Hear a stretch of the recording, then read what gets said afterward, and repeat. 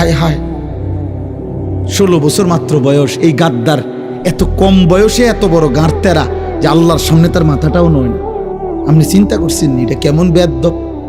মাত্র 16 বছর 18 বছর এই বেয়াদব এত কম বয়সে আল্লাহর একটা সেজদা দেয়।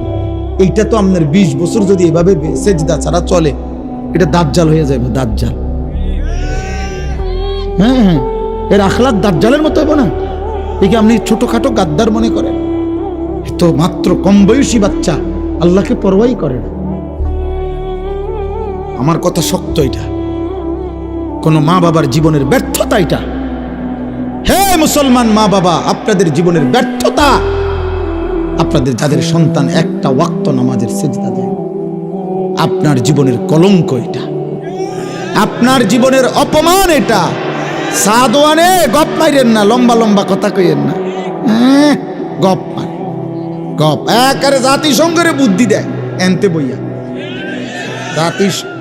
এই সমস্ত বাংলাদেশের দল ইডি তো উনি গণাতে ধরে না, উনি বুদ্ধি দেয় জাতিসংঘে। ইউরোপ আমেরিকা উনার বুদ্ধিতে চলে।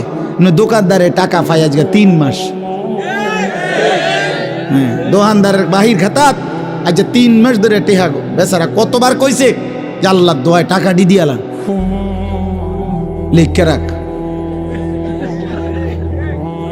হ্যাঁ লিখে রাখ।